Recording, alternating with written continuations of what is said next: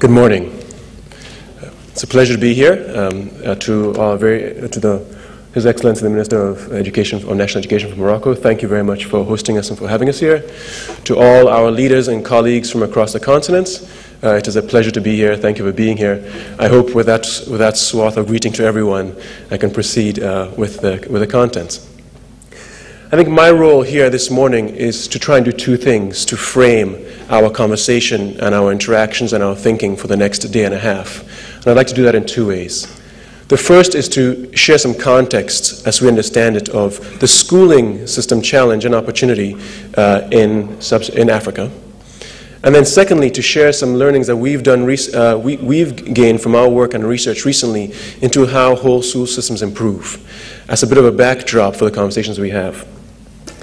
And so through our work in education globally, here's the situation we encounter time and again is a tremendous investment of resources, of time, of energy, of thoughts into trying to improve school systems, into trying to improve the outcomes of access and achievement and quality in school systems.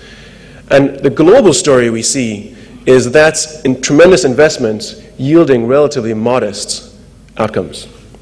That's a global story, and it's very much an African story. And so if we consider the African context, African countries and African school systems are very willing to invest in education. We invest close to 20% of our national budgets in education, which is twice the proportion of the OECD. Right? So we're and this actually doesn't count as well the private investments or necessarily the donor investments. So we're very willing to invest in education on the continent. We also see, partially as a result of that investment over the past 10 years, an increase in access to schooling, right? And partially also driven by our focus on creating access through the Millennium Development Goals. And so we've seen over the past 10 years an increase, particularly in access to primary schooling, but also to secondary schooling, although the absolute number remains low. So we're making progress on this objective. But where we continue to stagnate is on the quality of that education, on the achievement levels. And what you see here is essentially the performance of the African cohort of nations that participate in TIMSS, the International Assessment. And what you see consistently, whether it's 1995, 2003, 2007, is that we perform as a region the lowest. Our eighth graders perform the lowest on whether it's maths or science and TIMSS compared to every other region, right? Now there's clearly a range. We have our highest performing systems are still, though, in the bottom half of cohorts of systems that participate in this assessment. So we're basically willing to invest, we're achieving access, but we're struggling with the quality of outcomes. Sorry. But not all is doom and gloom, actually. There are pockets of bright that are going countercurrent. So if we look at the 2003 TIMSS, between 2003 and 2007, the largest gainers, most improved systems in the world on TIMSS were African, Ghana and Tunisia, right? We see a South African province which is closing the achievement gap in literacy. And if we look at the SACMEC, the most recent SACMEC, we actually see a bit of a turn of events from a number of systems that had declined previously, now increasing. So there are positive examples, but by and large the trend is one of still not yet improving the quality. And I think quality is increasingly on the agenda. I think in the conversations we have, there's been a shift from just access to quality. And so that was the context in which we undertook the research that John referenced. And what we did over the past year and a half is spend time with about 20 school systems from across the world which have achieved what we would term significant, that is large, sustained, 5 or more years generally, and widespread improvement. So it's not just a sliver of the population, it's actually the whole school system. And these school systems represent all 5 continents. These school systems are big, Korea, Madhya Pradesh and India, or small, Boston, Singapore, right? And most importantly, these school systems represent a range of performance. These are not the best school systems. These are not the top performing school systems. These are improved school systems. Because what we're trying to do here is trying to help leaders of school systems understand the improvement journey from wherever they're starting, be it a low level of achievement or be it a good to great story. And so that's what this research was about. And we spent time speaking with everyone from ministers and premiers to parents, we call it, from ministers and leaders to the professionals in schools. And as I mentioned, these school systems represent a whole continuum of performance. Some, like Chile, are just making the journey from poor to fair. Others, like Hong Kong, are pushing on a good to great story. And this was very important for us because we wanted to understand how your starting position affects the strategy or the approach you would take to improve the system. And so in the report we've published, there are 9 lessons that we've learned. And I'd like to just share 3 of them. The first lesson that we've learned is that it's possible. Significant whole school system improvement is possible in as little as 4 to 6 years. This was a bit surprising for us because we as part of the education sector often think of this as a 10 to 20-year journey, and no doubt it needs to be sustained. But we saw school systems from across a range of performance levels improving in as short as 4 to 6 years and sustaining that improvement thereafter. And I shared just one example here. This is the example of the state of Minas Gerais in Brazil. And for any Portuguese speakers, I apologize for my pronunciation.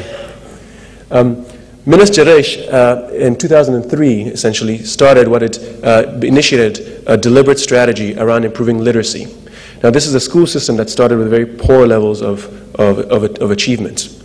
And literally in a 4-year period, through a deliberate effort on improving literacy, was able to improve the percent of 8-year-olds who are proficient in literacy from 50% to 86%. Now, the impact of that on learning and of productivity and on society broadly is immense, you can imagine, right? And for a number of systems in our continent which are struggling with fundamentally literacy in primary education, this is absolutely a great example, and it's not the only one. What's also striking about these systems is that as they improved average performance, by and large, they also narrowed the gap. So there's the province I referenced in South Africa did this by lifting the bottom of performance, lifting the lowest performing socioeconomic deciles within the system, thereby closing the gap while raising the average. So both are possible in a relatively short period of time. The second lesson, so the first lesson is incredibly optimistic. The second lesson now nuances this a little bit and talks about what you do. And that is that how you improve very much depends on where you start.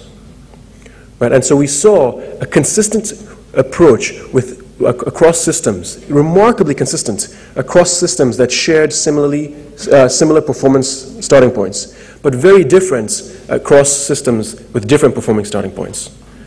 To put it another way, systems that went from poor to fair did a lot of similar things, but they were different from systems that went from good to great. And we've tried to map that out here in what that journey looks like.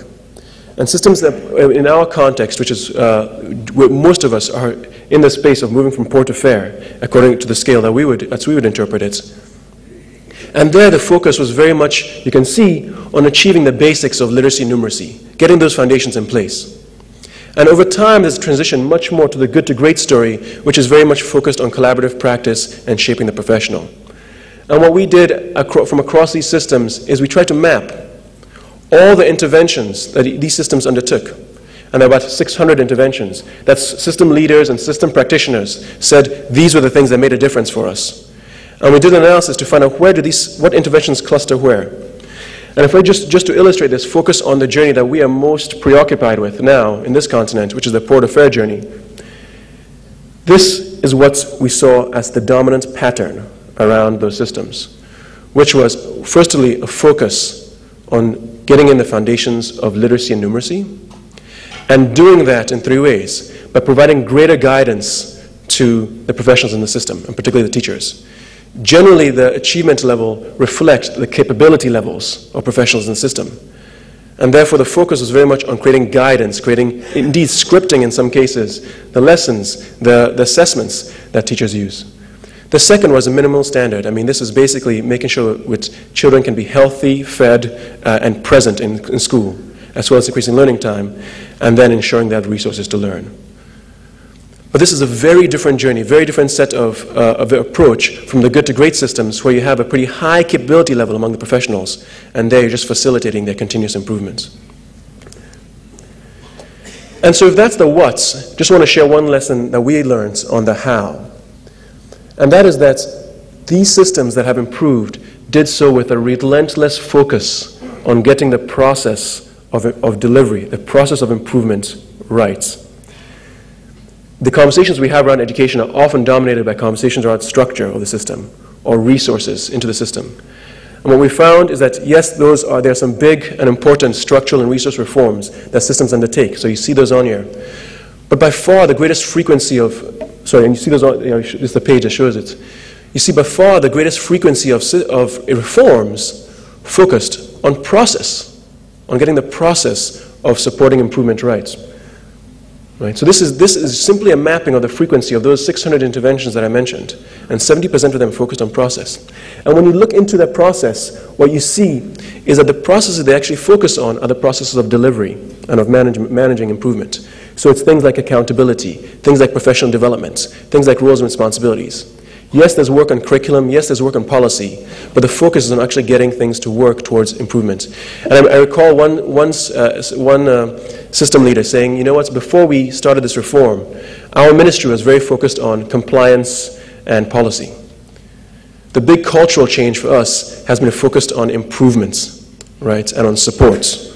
And it's a very different skill set, it's a very different mindset, and that is absolutely characteristic of where these systems are focused. So with that, we'll introduce one more thing. Let me first summarize before I go on to this point here on ICT, is that so far we've talked about three real messages. One is that improvement is possible. The second is that how you improve differs based on your starting conditions. And for us, it's a guided approach to focus on numeracy and literacy. And the third is that to do that, though, irrespective of the interventions, the focus has to be on getting the process right in addition to the structure and the resources. And then, given the context of our deliberations around technology, I thought I would just share a little bit of our learning on technology, literally in one page. And that is that there's also significant investment in technology. I think the number that Gartner has for Middle East and Africa is $2 billion in the last year, rising to $3 billion in 5 years. That's significant investment, significant growth, right?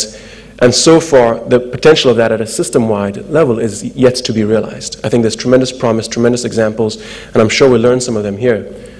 But the actual realization of that at a system level is not yet there. There are few examples of system-wide use of ICT. And the way we think about it is because we think what we observe is the folly is often we have technology for technology's sake, and we don't actually apply that technology to solve an educational problem in context. And so what we see is a lot of systems with traditional starting points of hardware, and that's often where we stop. And in numerous schools in the country where I live in, that have labs, computer labs, with not much going on. Sometimes we go beyond that and we get to software and connectivity. And those certainly make those live instruments, but they're still not used largely for learning. And sometimes we maintain them, so they actually stay. But the big chasm between what we see as sort of dormant technology for its own sake and technology's learning tool is actually skill, right? Ensuring that educators have the skill and the competence and the sense of how to incorporate those into their teaching and instruction and their management. And lastly, unfortunately, I think often the strategy comes on the back end, and our experience, our view on this is very much that actually ought to be the starting point. And when we see the good, inspiring examples of this use of technology, our last speaker discovered this from the US, and there's a program there called School of One. Tremendous example of actually starting with a problem, a very clear definition of the problem. Think about your context in terms of what connectivity do you have, what skills do you have, and then using technology to help solve that issue. And if that's a starting point, then we firmly believe that we would unleash the potential of it. So let me stop there. Look forward to a wonderful day and a half with you. Look forward to connecting with many of you, and wish us all the best for the deliberations ahead.